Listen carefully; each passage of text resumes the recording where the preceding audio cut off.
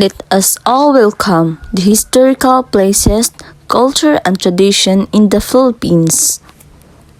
With the title of Journey Through Time, Exploring the Rich History in the Philippines. Welcome to our blog dedicated to exploring the rich heritage of the Philippines through its historical sites. From ancient rice terraces to imposing fortresses, each location holds a unique story that reflects the nation's vibrant culture and centuries-old traditions.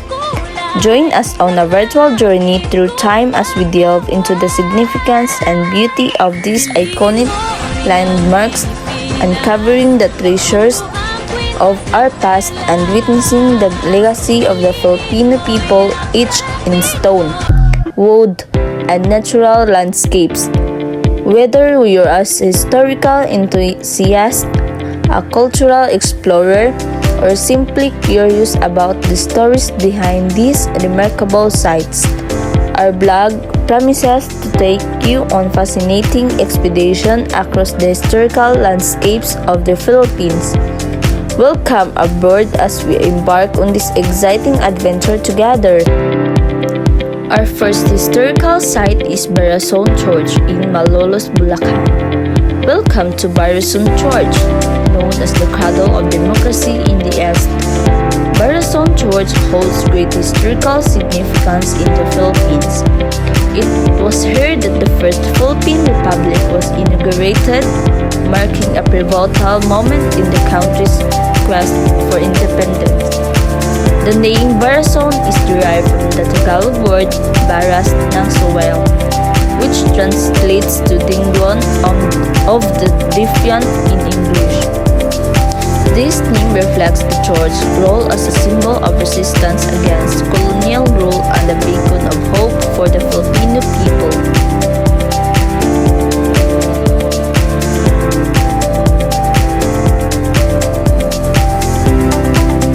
Barason Church in Malolos, Bulacan holds immense historical and cultural significance in the Philippines. Constructed in the 17th century, the church served as a witness to pivotal events during the country's struggle for independence. It was in this church where the Malolos Congress convened in 1898, leading to the drafting of the Malolos Constitution and the proclamation of the First Philippine Republic.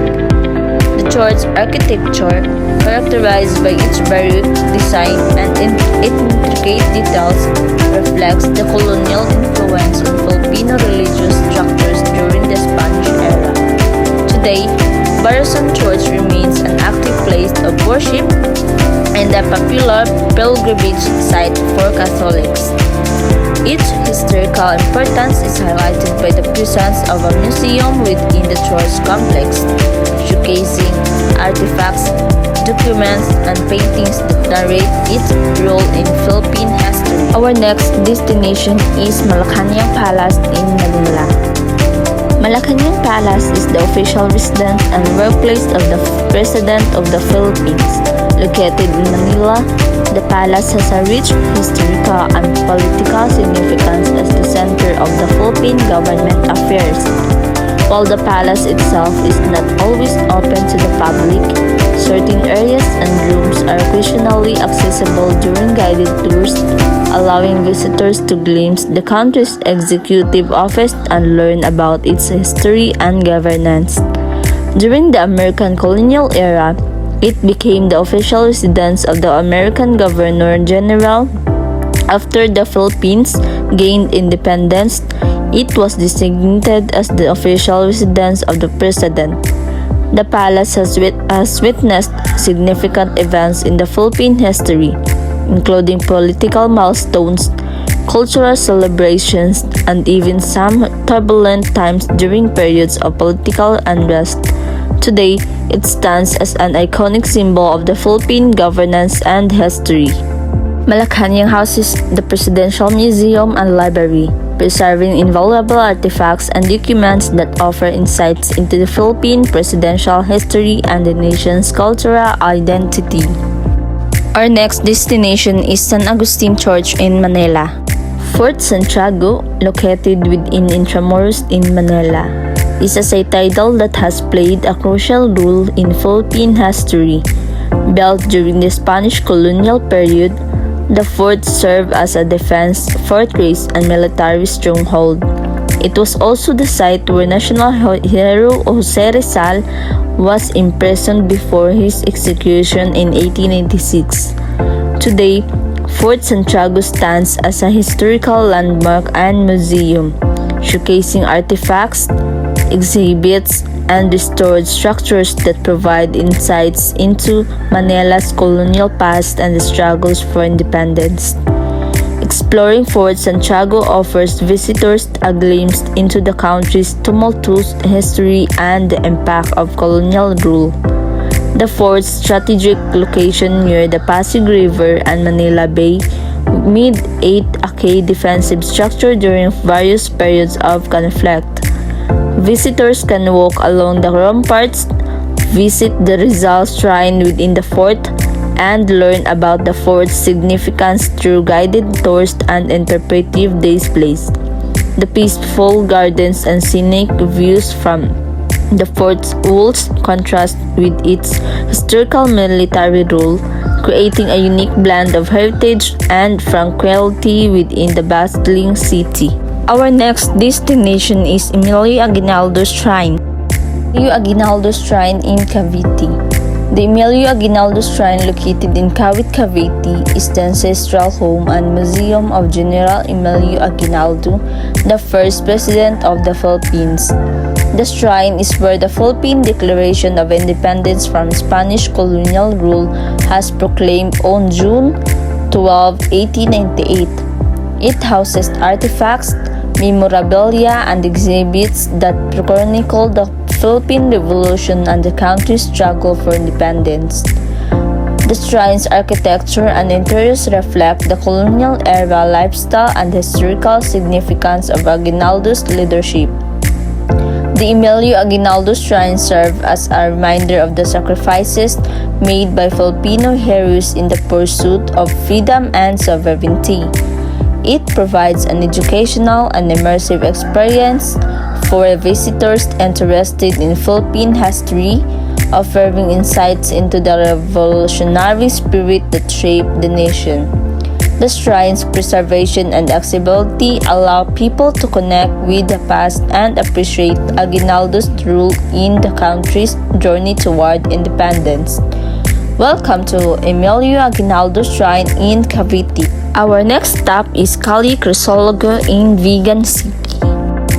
Calle Crisologo is a picturesque street located in Vigan City, Ilocos Sur, and is part of the UNESCO World Heritage List historic town of Vigan.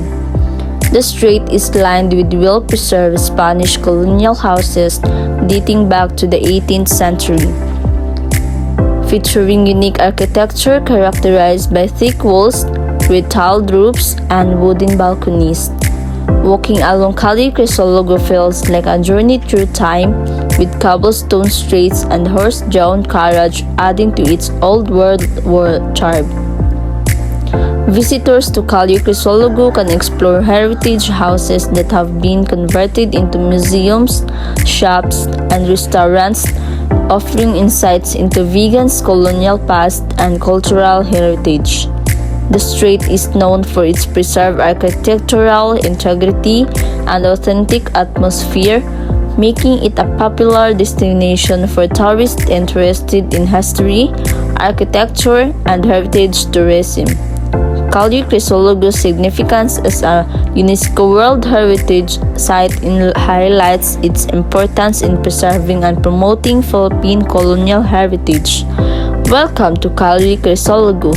Our next stop is Banawe Rice Terraces in Ifugao. The Banawe Rice Terraces, located in province of Ifugao, are a UNESCO World Heritage Site and one of the most stunning agricultural landscapes in the Philippines. Constructed over 2,000 years ago by the Ifugao indigenous people, these terraces showcase the engineering and agricultural ingenuity of ancient Filipino communities. Carved into the mountain sides, the terraces form a cascading pattern resembling giant steps, creating a breathtaking vista that blends harmoniously with the natural environment. Exploring the Banawi rice terraces offers a glimpse into traditional farming practices and the cultural heritage of the Ifugao people. Visitors can hike along terrace trails, interact with local communities, and learn about the sustainable farming methods passed down through generations. The terraces are not only a feat of ancient engineering but also a symbol of harmony between humans and nature, reflecting the Filipino value of environmental stewardship. The Banawi rice terraces are a must-visit for travelers seeking cultural immersion and appreciation for indigenous heritage in the Philippines. Next up is Manila American Cemetery and Memorial. Manila American Cemetery and Memorial, located in Taguig City, Metro Manila, is a pregnant tribute to the American and Filipino soldiers who fought and sacrificed their lives during World War II. The cemetery spans over 152 acres and is the largest American overseas military cemetery, housing the graves of thousands of soldiers, including those who died in the Pacific Theater campaigns. The memorial also features a large chapel, mosaic maps depicting military campaigns, and walls of the missing commemorating soldiers whose remains were never found. A visit to the Manila American Cemetery and Memorial offers a somber yet reflective experience, honoring the courage and sacrifices of those who fought for freedom and peace in the Pacific region. The meticulously maintained grounds, rows of white marble headstones, and serene atmosphere provide a solemn setting for remembrance and contemplation. The memorial's historical and emotional significance extends to the enduring friendship between the United States and the Philippines, as well as the shared commitment to upholding democratic values and honoring the memories of fallen heroes. Our next stop is Dambana ng Kagitingan in province of Bataan. Dambana ng Kagitingan, also known as the Shrine of Vailor, stands majestically atop Mount Samat in Bataan Province, Philippines. This national shrine is a poignant tribute to the heroism and sacrifices of Filipino and American soldiers who fought gallantly during the Battle of Bataan in World War II. The centerpiece of the shrine is the towering cross, standing at a remarkable height of approximately 92 meters, symbolizing the courage and indomitable spirit of the defenders of Bataan. Visitors to Dambana ng Kagitingan can witness not only the grandeur of the memorial but also the panoramic vistas of the surrounding landscape, including lush greenery and the vast West Philippine Sea. The ascent to the top of the cross, facilitated by an internal staircase, offers a reflective journey, allowing visitors to pay their respect and contemplate the sacrifices made by those who valiantly stood for freedom and justice. Dambana ng Kagitingan serves as a timeless reminder of the nation's valor and the enduring legacy of unity and resilience in the face of adversity. Welcome to Dambana ng Kagitingan. Our next stop is Santa Cruz Watchtower in Bohol. The Santa Cruz Watchtower in Maribojoc, Bohol is constructed on a strategic elevated location overlooking the coastline. Like many Spanish-era watchtowers in the Philippines, each placement was carefully chosen to maximize visibility and defense capabilities against maritime threats. The foundation of the watchtower is typically made of stone or sturdy masonry to ensure stability and endurance against natural elements and potential attacks. The tower's design includes thick walls and narrow windows, which were common features of Spanish colonial fortifications with stands, cannon fire, and provide protection to defenders. The watchtower's elevated position allowed sentinels and guards stationed inside to have a clear line of sight over the sea, enabling them to spot approaching ships, pirates, or invaders. This early warning system was crucial for coastal communities to prepare for potential attacks and to coordinate defensive measures with neighboring settlements or forts along the coastline. Overall, the strategic construction of the Santa Cruz Watchtower on an elevated site with a commanding view of the sea underscores its historical significance as a maritime defense structure during the Spanish colonial period in the Philippines. Welcome to Santa Cruz Watchtower in Marbuhok, Bohol. Our next stop is Angono Petroglyphs in Angono, Rizal. The Angono petroglyphs, discovered in 1965 by national artist Carlos Orbotong Francisco and a team of archaeologists, are an invaluable treasure showcasing prehistoric art and cultural heritage in Angono, Rizal, Philippines. Designated as a National Cultural Treasure in 1973, this archaeological site represents one of Southeast Asia's most significant prehistoric sites. Dating back to around 3000 before Christ, the petroglyphs, each into a limestone rock shelter, depict a rich array of human and animal figures, along with abstract symbols and geometric designs. These engravings offer profound insights into the artistic expressions, rituals, and possibly the cosmological beliefs of ancient Filipino communities. The artistic representations found on the Angono petroglyphs are diverse and intricate, reflecting a sophisticated level of craftsmanship and cultural significance. Human figures portrayed in various poses suggest scenes of daily life, spiritual ceremonies, or hunting activities, providing a window into the social and cultural practices of prehistoric times. The inclusion of animal figures such as frogs, lizards, and birds in the petroglyphs underscores the importance of nature and wildlife in the worldview of ancient Filipinos. Additionally, the abstract symbols and geometric patterns found in the engravings hint at deeper meanings related to cosmology, spirituality, or social organization, although their precise interpretations continue to be a subject of scholarly inquiry and research. Welcome to Angono Petroglyphs in Angono, Rizal. Our next stop is Sinulog Festival in Cebu. The Sinulog Festival is a grand celebration in Cebu, Philippines, and this is considered one of the biggest and most exciting festivals in the country. It is a cultural and religious event that honors the Santo Niño or the Child Jesus. The festival can be traced back to the year 1521, which marked the Christianization of the Philippines. During this time, the country was a group of islands with different identities and leaders. The discovery of Cebu by Portuguese explorer Ferdinand Magellan paved the way for Christianity in the country. Magellan gave an image of the infant Jesus of Prague to Queen Juana, the wife of Raja Humabon, as a baptismal gift.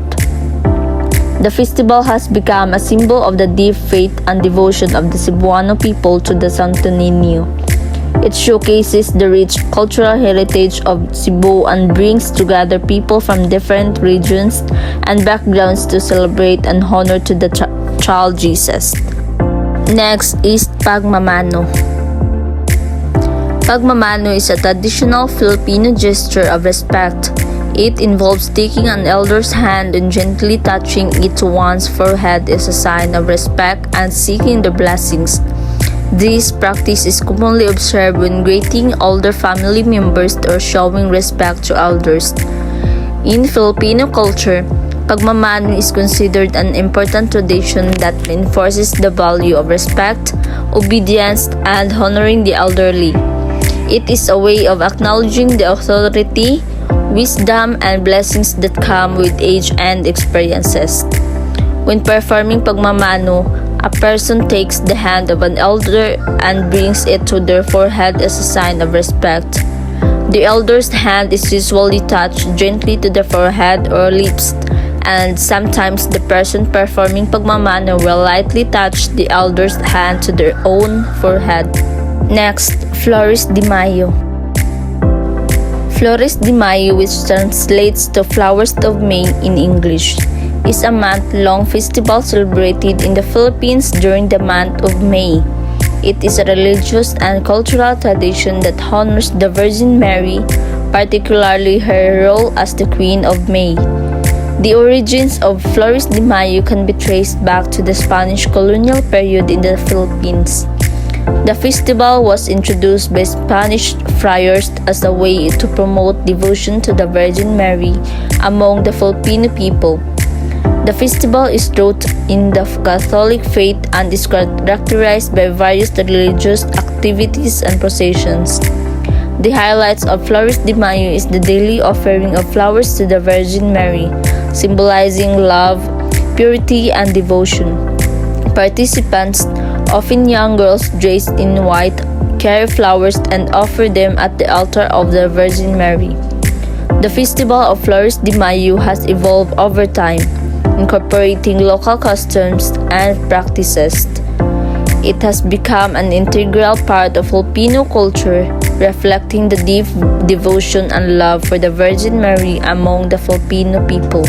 Next, Simbang Gabi. Simbang Gabi, also known as Misa de Gallo or Night Mass, is a cherished Filipino Christmas tradition. It is a series of 9 early morning masses held daily from December 16 to 24, leading up to Christmas Day. The term Simbang Gabi translates to Night Mass in English. The tradition of Simbang Gabi holds both religious and cultural significance. It serves as a time of spiritual preparation and anticipation for the birth of Jesus Christ. Attending all 9 masses is believed to fulfill a devotion and grant special graces. Many Filipinos also believe that if they complete the 9-day novena and make a specific wish, it will be granted. Attending Simbang Gabi is seen as a testament of faith and devotion for many Filipinos. It is a cherished tradition that highlights the deep religious faith and vibrant cultural heritage of the Philippines. Next is Bayanihan. Bayanihan is a Filipino term that refers to the spirit of communal unity, cooperation, and helping one another. It is a core value deeply ingrained in Filipino culture and is often described as the essence of being Filipino. In its traditional sense, Bayanihan refers to the practice of a community coming together to help a family or individual in need, particularly during significant tasks or events such as moving houses. In this practice, members of the community volunteer their time and effort to physically carry and transfer the house to its new location. This act of collective effort symbolizes the unity, solidarity, and support within the community. Overall, Bayanihan embodies the spirit of unity, cooperation, and selflessness that is deeply rooted in Filipino culture and continues to shape the Filipino identity. Next is Tinikling Dance. Tinikling is a traditional Filipino folk dance that originated in the province of Leyte in the Philippines. It is often considered the national dance of the Philippines and is known for its lively and rhythmic movements. The dance involves 2 long bamboo poles that are held horizontally on the ground and tapped together by 2 individuals. The other dancers, usually in a line or a circle, step in and out of the moving bamboo poles, imitating the tickling bird's movements as it hops between grass stems or bamboo traps. Tinikling is not only a display of skill and agility but also a celebration of Filipino culture and heritage. It is often performed during the festive occasions, cultural festivals, and school events in the Philippines and around the world. The dance has become popular internationally and is often showcased as part of cultural presentations and performances to promote Filipino culture and traditions. Next is the Bahay Kubo. The Bahay Kubo, also known as the Nipa Hut, is a traditional Filipino house that has been an integral part of Philippine culture for centuries. Its history can be traced back to pre-colonial times when indigenous communities in the Philippines lived in similar dwellings. The Bahay Kubo is a reflection of the rural lifestyle in the Philippines, particularly in agricultural areas. It is a simple, elevated house made primarily of bamboo and nipa palm leaves. The lightweight materials used in its construction allow for natural ventilation, making it suitable for the tropical climate of the country. Today, the Bahay Kubo remains an iconic symbol of Filipino culture and heritage. While modernization has led to the construction of more contemporary houses, the Bahay Kubo continues to be celebrated and preserved as a reminder of the country's traditional way of life. Close-knit family ties. Close-knit family ties are often seen in cultures where family is considered the core unit of society, such as in the Philippines. In such families, there is a strong sense of interdependence and collective responsibility. Family members often prioritize the well-being and needs of the family as a whole above individual desires. Close-knit family ties provide a strong support system, a sense of belonging, and a source of stability and security. They contribute to the overall well-being and happiness of individuals within the family unit. Close-knit family ties refers to strong and intimate relationship within a family. It is characterized by a deep sense of connection, support, and loyalty among family members. In a close-knit family, there is a strong emphasis on maintaining close relationship, communication, and mutual care. Christmas celebration. The Christmas celebration in the Philippines is deeply rooted in the country's history and cultural heritage. The Philippines has one of the longest and most festive Christmas seasons in the world, starting as early as September and lasting until the Feast of the Three Kings in January. During the Spanish era, Christmas was primarily a religious observance centered around the birth of Jesus Christ. The Spanish influence is evident in many Christmas traditions and practices that are still observed today. The Christmas celebration in the Philippines is a unique blend of religious devotion, cultural traditions, and joyful festivities.